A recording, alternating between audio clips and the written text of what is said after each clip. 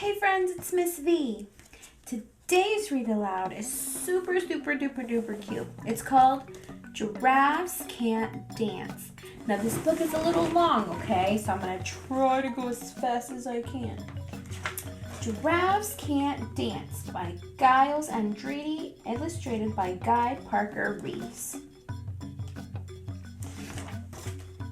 Gerald was a tall giraffe whose neck was long and slim, but his knees were awfully crooked and his legs were rather thin.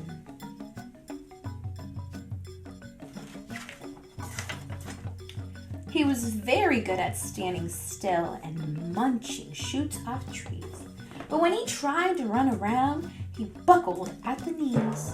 Uh-oh. Now, every year in Africa, they hold a jungle dance where every single animal turns up to skip and prance. And this year, when the day arrived, poor Gerald felt so sad because when it came to dancing, he was really very bad.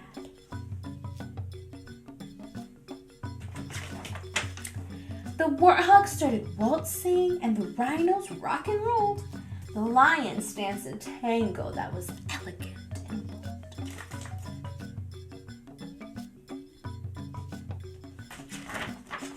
The chimps all did the cha-cha with a very Latin feel, and 8 bamboos then teamed up for a splendid Scottish reel. Gerald swallowed bravely and he walked toward the floor. The lions saw him coming and they soon began to roar. Hey, look at clumsy Gerald, all the animals sneered. Giraffes can't dance, you silly fool. Oh, Gerald, you're so weird.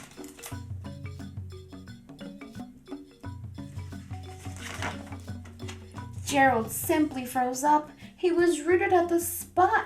They're right, he thought. I'm useless. Oh, I feel like such a clot. So he crept off the dance floor and he started walking home. He'd never felt so sad before. So sad and so alone.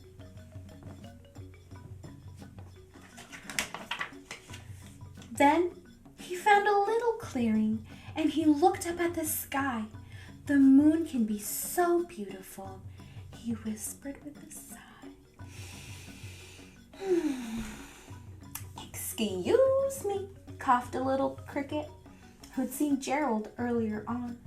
But sometimes when you're different, you just need a different song.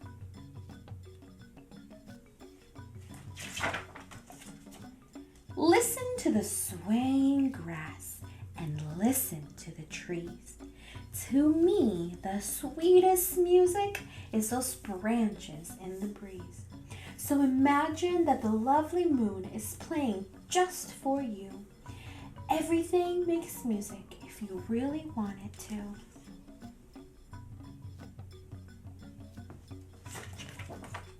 With that, the cricket smiled and picked up his violin. Then Gerald felt his body do the most amazing thing. His hooves had started shuffling, making circles on the ground. His neck was gently swaying, and his tail was swishing around.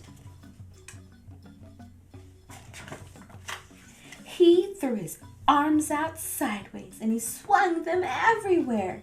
Then he did a backward somersault and leaped up in the air.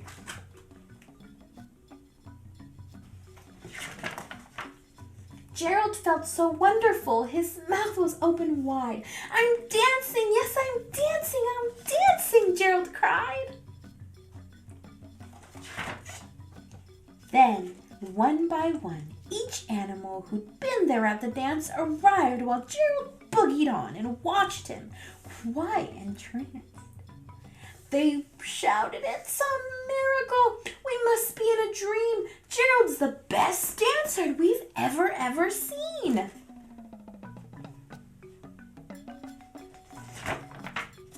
How did you learn to dance dance like that? Please, Gerald, tell us.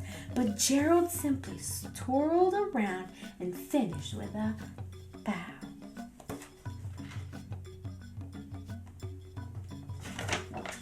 Then he raised his head and looked up at the moon and stars above.